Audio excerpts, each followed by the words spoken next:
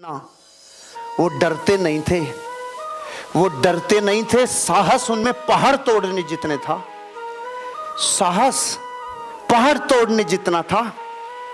Direct selling industry के ऊपर 2012 में आतंक का साया मंडराया, क्योंकि कुछ ऐसी कंपनियां जो लोगों को धोखा देके भागी थी इन्वेस्टमेंट के मामले में, उससे डायरेक्ट सेलिंग कंपनियों के ऊपर, सही कंपनियों पे भी आंच आई।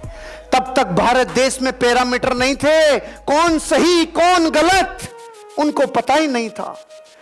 हम हजारों लोग थानों में जाते थे, मंत्रियों से मिलते थे, हजारों लोग मुख्यमंत्री प्रधानमंत्री सब जगहों पे ज्ञापन देते थे, कहते थे अरे अरे हम डायरेक्ट सेलिंग वाले, हम प्रोडक्ट बेचते हैं भैया, हम सोना नहीं बेचते, हम डबल ट्रिपल नहीं करते, हमें चेक कर लो। लेकिन गीले सूखे सबको जला रहे थे रे, आंच हम तक भी आ गई और मुझे 25 जनवरी सन 2012 को जेल जाना पड़ा। मैं 37 दिन जेल में रहा।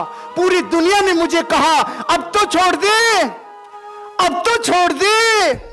मैंने अपनी आवाज को 1000 गुना करके बोला रे, अरे काम करने का मजा तो आएगा ही अब जब दुनिया में ये पता चलेगा इन लोगों ने इंडस्ट्री बचाने के लिए जेल तक भुगती हुई है। उसी इंडस्ट्री को बचाने के लिए मेरी बेटी से उसकी क्लास में दूसरे दिन पूछा, तेरे पापा का फोटो अखबार में मेन पृष्ठ पे आया था, क्यों अरेस्ट किया? मेरी बेटी ने जिस साहस से बोला था उस दिन उस स्कूल में, अरे वो साहस अगर उसका बापू डरपोक होता तो वो बेटी नहीं जवाब दे पाती। उसने बोला मेरे पापा इस देश की सबसे अच्छी इंडस्ट्री 1 करोड़ लोगों का रोजगार बचाने के लिए कभी पीछे नहीं हटेंगे, कभी नहीं हटेंगे।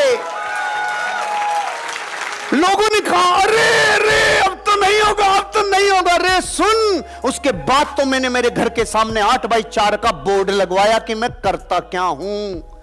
37 दिन तक मैंने नमकीन से खाना खाया, दही के साथ खाना खाया, 3 दिन भूखा रहा, क्योंकि मेरे जीवन में मेरे जो नियम हैं खाने पीने के, 3 दिन तक मेरे को सुविधा नहीं मिली।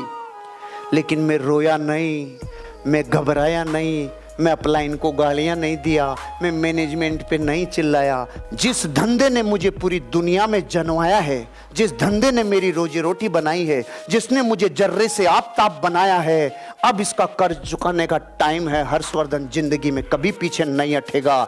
आप बाहर संभालो, मैं अंदर संभालता हूं।